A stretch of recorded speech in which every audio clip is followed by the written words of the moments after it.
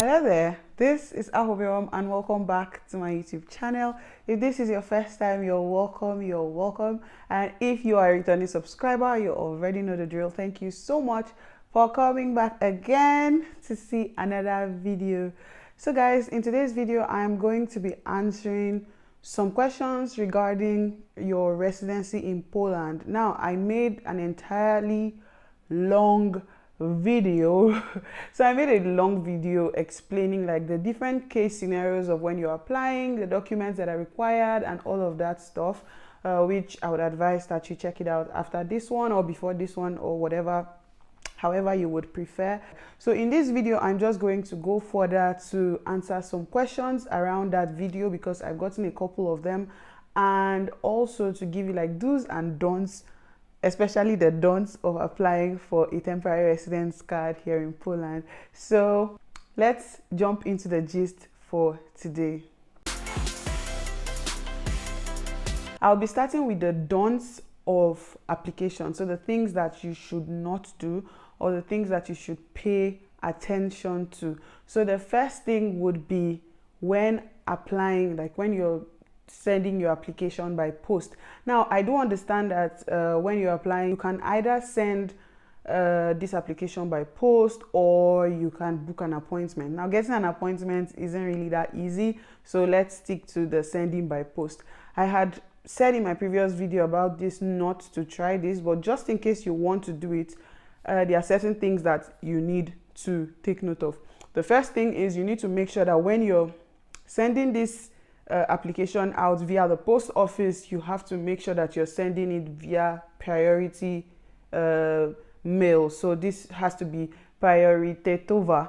So in the post, when you get the slip that you have to fill in the details, you need to make sure you tick the priority, and also you need to check there is a box close to the priority part, which I would write it in Polish, but this box literally just acknowledges that they should send you a confirmation when the person you're sending it to receives it.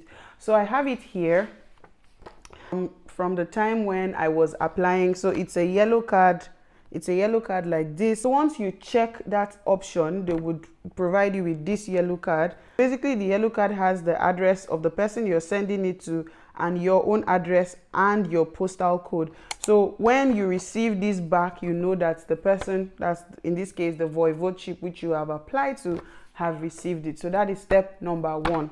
The next one is to make sure that you fill your applications correctly. Now, all applications are filled in Polish, so I would like to bring this to notice because as female, Polish in female in Poland translates to kobieta.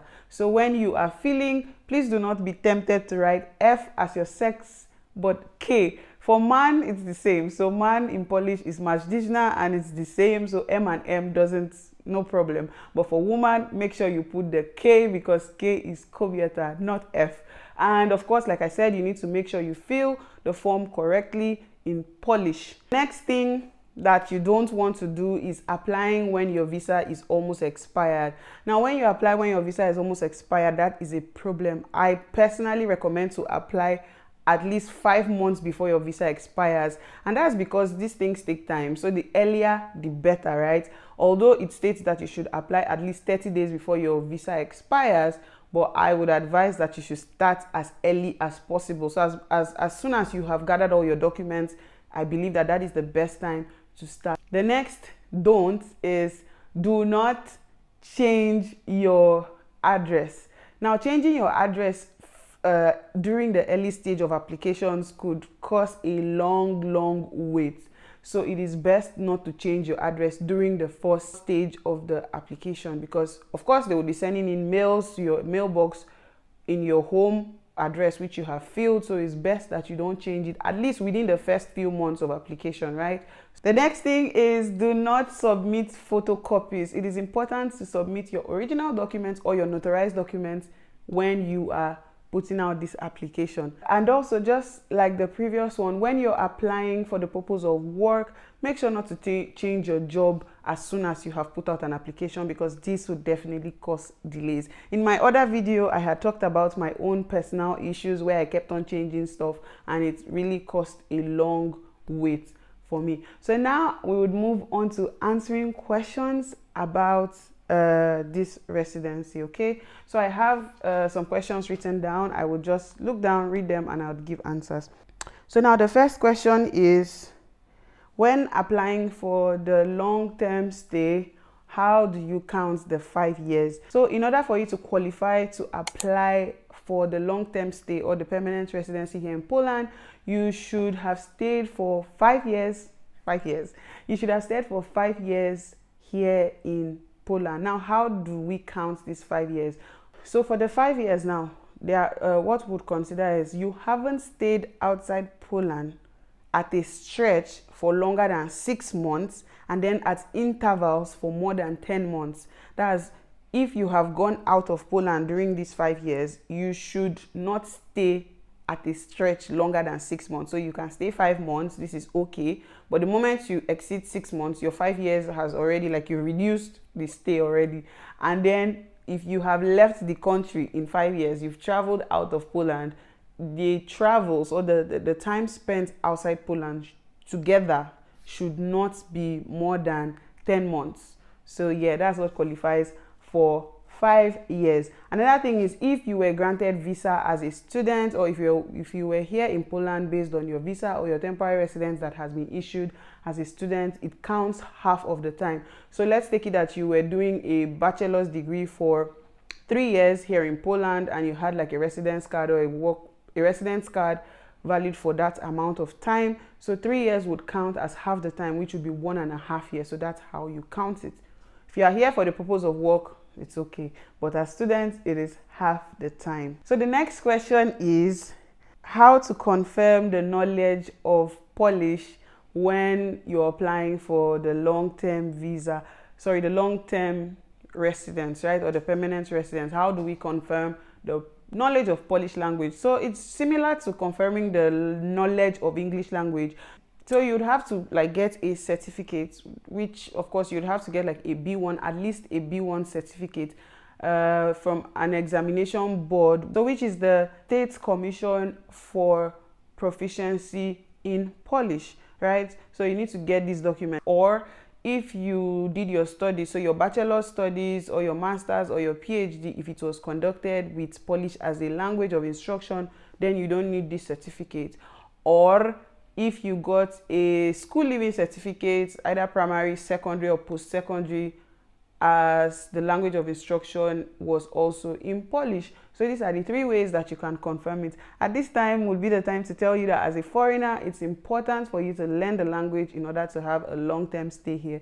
Personally, I use an app called UTalk, and I have a discount link which you can go and download this application. It is very easy to use. You just need to pay a subscription of I think 7 zloty monthly, and you're good to go, and you can learn Polish at a go. So do not forget to use the referral link. I will put it in the description. You can use it to learn Polish. I am currently learning Polish on this app, and it's amazing, so make sure to check it out. In order to book the exam, you would have to go to this website. So this is certyfikatepolski.pl. So you would have to go to certyfikatepolski.pl to register for this exam. And this exam is conducted 4 times a year in different venues. So you can check it out when you're ready. You take your B1 examination and you're good to go. The next question is, how do you go about residence permit for family reunification? Now, there are different things that we need to take note of when we're talking about family reunification. To qualify, or you can apply for this kind of residence permit if you are a spouse or a child of someone living in Poland, based on the following reasons. Number 1, they have an EU long-term stay or a permanent residency here in Poland. Then you can apply, right? Number 2, the person should have had a consecutive temporary residence card of which he or she would have stayed in Poland for at least 2 years each, right? So that is one of the reasons. And the next one is if the person's temporary residence card was granted to them based on scientific research, based on highly skilled jobs, which brings us to the EU card. So EU blue card. So yeah, those are the reasons where you can apply for family reunification. And what needs to be done is the person needs to apply on behalf of their families. And when these families are reunited with their person here in Poland, they don't need a work permit to work, because whatever status that the person who has applied for them has, they automatically have this status. So they don't need a work permit. The next question is, at what point can the minor of a foreigner apply for a PR? Like, what qualifies them, or how can they apply, right? So of course, the very first one is that one of the parents is a Polish citizen, and that parent is the one that has shared custody or full custody of the child. That way, of course, they can apply for a PR for this child. The next one is that one of the parents has it's either in Poland based on an EU long-term stay or a permanent residency here in Poland. The third one is that the child was born when the parents had like a temporary residence card that was valid. So if you had like a temporary residence card valid while you gave birth to the child here in Poland, like either the father or the mother, right, while the child was born here in Poland, the child can qualify to have a PR. The next question is, I'm a full-time student applying for a temporary residence card. How much do I need to have as my proof of funds? Now, there are different proof of funds for different categories. So now, if you're a first year student in the university, you would need to show proof of funds to cover you for 15 months. If you are a student that is covered by an EU program, let's take it that you're on a scholarship, maybe Erasmus Mundus scholarship or any of the EU scholarships, you need to, that also allows you to move around the EU, right? You need to have a proof of funds that will cover you for 2 years. This also applies to masters as well, right? And then if you are a student of any other year, right, so you're not in your first year of studies, you're probably in your second or third or whatever, in this case you should have proof of funds to cover you for each month of your remaining stay in Poland, but it should not be more than 3 years, right? So normally bachelor's degree is about 3 years, so if we take away the first, that means you have 2 years, right? So you should have like proof of funds to cover you for your remaining stay in Poland. And how do we calculate this proof of funds? You can calculate it by adding the amounts that would, like your monthly upkeep. This is calculated according to the government. This should be 701 zloty per month if you're living alone, but if you are a family, this should be 585 zloty per person monthly. Also add your rent to cover your entire stay. So based on your rent contract, it would show how much your rent inclusive of your bills is. So you should also have this amount of money. And then you should have your return flight. Now your return flight, if you are within a neighboring country in Poland, 200 zloty is enough for your return flight to show as proof of funds for your return flight. If you are within Europe or other EU countries but not neighboring Poland, you should have 500 zloty to cover your return ticket. And if you're outside the EU, this would be 2,500. So you need to calculate all this money, and this would sum up to how much you should show as your proof of funds. So the next question is, I'm a full-time student. Can I work without a work permit? Yes, yes, yes. So as a full-time student, you do not need a work permit to work. You can just work with the fact that you're a student. You just need to update them with your student status, and you don't need a work permit. However, this is applicable to only full-time students. Now, if you are a part-time student, then unfortunately you need a work permit. So this is one of the reasons why I keep saying to make sure you're doing a full-time program, because as part-time you would still have to find a work permit. The next question is, I'm married to a Polish citizen. How do I legalize my stay in Poland? Now, spouses of citizens of Poland can apply for a staying with a Polish citizen.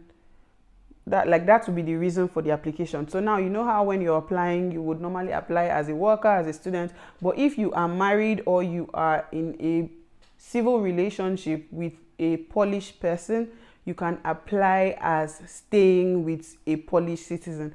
This particular reason would require a lot of interviews. You would have interviews at the voivodeship office to, of course, to confirm your relationships. You may also have like a guard officer would come to you people's residence and also check, so do like inspections, because they want to like validate the legitimacy of this relationship that you guys are claiming that you have.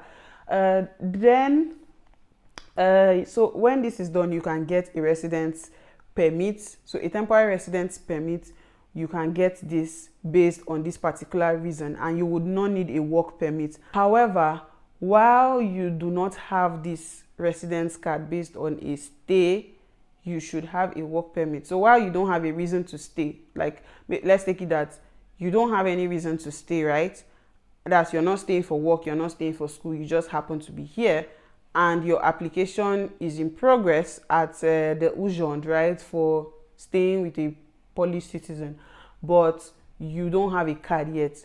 That period, while you are waiting for your card to be out, you need a work permit if you want to work in Poland. You cannot just work because you're not here for school, you're not here for work, and you're here because you're married to someone. So you can't work because you don't have any work permit. But the moment you have your card, then you can work without a work permit. In order to qualify for a permanent residency as someone who is married to a Polish citizen, you guys have to first of all be married for 3 years, and you're also supposed to have had the card that is based on the stay of staying with a Polish citizen that has been valid for 2 years. So card for 2 years, marriage for 3 years equals to PR.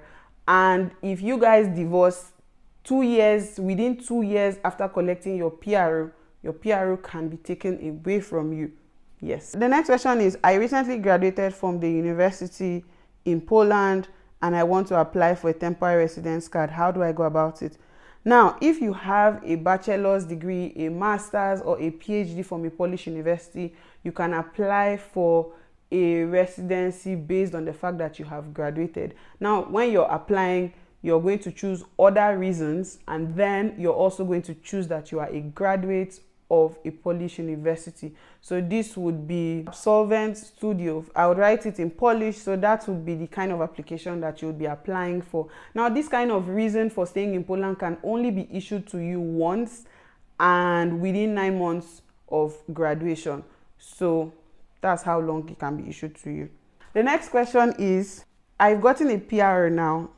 How long can I stay outside of Poland? Now, after getting this PR, if you leave Poland and stay out of Poland for more than 6 years, your PR can be revoked. Or if you leave the EU for consecutive 12 months. So you stay out of Poland for 6 years. So let's take it that you went to Germany and you have a PR in Poland. So far as you're within the EU, it's fine, but you must make sure not to stay there more than 6 years. But if you have left the EU completely and you went to America or you went somewhere else and you stayed there for 1 full year, your PR will be taken away from you. And then if you are a blue card holder and you leave the EU for 24 months, it can also be taken away from you. Now, there are various reasons why a card can be taken away from you, like your permanent residency can be taken away from you. Of course, if you get into something illegal and you are being locked up in jail for 3 years, for at least 3 years, your PR would be revoked. If you had falsified your documents, your PR would be revoked. If you divorce after getting a PR within 2 years, your PR would be revoked. And then if you go to another EU member state and also get a long-term PR, like a long-term visa or a long-term stay there. For example, you go to Germany or you go to Austria and you get a PR in Austria, they will take it away from you in Poland. So you cannot hold 2 PRs from 2 countries within the member states, right? So yeah, these are the reasons why your PR can be revoked from you. The next question is, I didn't defend my thesis in time and my temporary residency is almost expired. Now, this is a very risky situation. As a student, you have until September to graduate. Well, that's the deadline to graduate. So there is no need extending your graduation past your thesis past September, because this would affect you. You know, while you're a student, you still have access to the labor market, right? You can still apply and work without a visa, without a work permit, sorry. But the moment the September goes off, you are no longer a student. So you have to be here for work or something. So let's take it you did not defend your thesis and then your temporary residency is expiring and then there is nothing left for you. You have made a big mistake. So make sure to defend your thesis before your supposed deadline of your stay as a student. The next one is, I got a negative decision from Urząd. Yes, guys, they can deny you your residency here in Poland as well. Just how they deny visa, they would also deny your residency here. However, you have a grace period of 30 days. Now, within 30 days of the decision being out, the decision has not been finalized. So you have these 30 days to try to appeal. So you have the first 14 days are very crucial. This is the point where you try to appeal and put in another application. The moment you do that, it would stop the timer from counting. But if you're 30 days, if you don't try to appeal, you have 30 days to either leave the country or appeal. Now, if you don't leave the country, they would force you out and this would cause you to be banned from entering the Schengen region. So yeah. The next question is, I lost my temporary residence card. How do I proceed with this? Now, the moment you lose a card, you must report it within 3 days to the Urząd office that issued that card. So that way they would, there's a form that you would fill and then they would give you like a temporary slip that you can use to show just in case they ask about your legality or they ask about your stay here in Poland. So within 1 month of reporting, they will try to give you another card. However, you would have to pay 100 zloty for replacement of the card. The next one is, so I remember when I told you that one of the dons was do not change your address. But let's take it that you are somehow not available, or you have left your apartment, or you have traveled, or you're not there. How can you manage with Urząd? Now, it's very important that you check on your mailboxes when you have a pending application at Urząd. So in this case, if you're not going to be around, there are 2 things that you can do. The first thing that you can do is to write a letter to Urząd to change your address. So this is one thing. So you just need to write to tell them that you want to change the correspondence to a different address. There's a format. I'll try to see if I can put it on the screen. So you can write this to Urząd and yeah. So you can either take it in person to Urząd or you send it by priority post and all of that. Remember, priority post, I told you how to do that. Or the second thing is you can have a post proxy. So this is someone who can receive your mails for you. So you need to go to the post office and fill a form. I'll write the name of the form on the screen. You need to fill this form and ask that you are allowing, it's more like you're giving permission to someone else to come and pick up your mails for you from that specific post office. So it's important. There is something called Aviso. Aviso is the little sheet, I don't have it right here, but there is a small paper that they leave at your box, at your mailbox when they come to deliver letters. So if there's a priority mail, they don't drop priority mails in your mailbox, they drop an Aviso. Now your Aviso would have, I'm going to put it on the screen, it would have like when to pick it up, where to pick it up, the package number, and all of those details would be on the Aviso. So this Aviso, when they come and drop it on your mailbox, your post proxy can pick it up, go to that specific mail office that you have registered with or post office that you have registered with and pick up your mail. So that way everything happens in order. So guys, that brings me to the end of the video. I hope I've been able to help you somehow with your questions about the temporary residence card or your stay here in Poland. Do not forget to subscribe. Do not forget to like, share, comment, and ask your questions below. Do not forget, guys, to check out the UTalk course so you can learn Polish. Thank you so much, and I'll see you guys in the next one. Bye.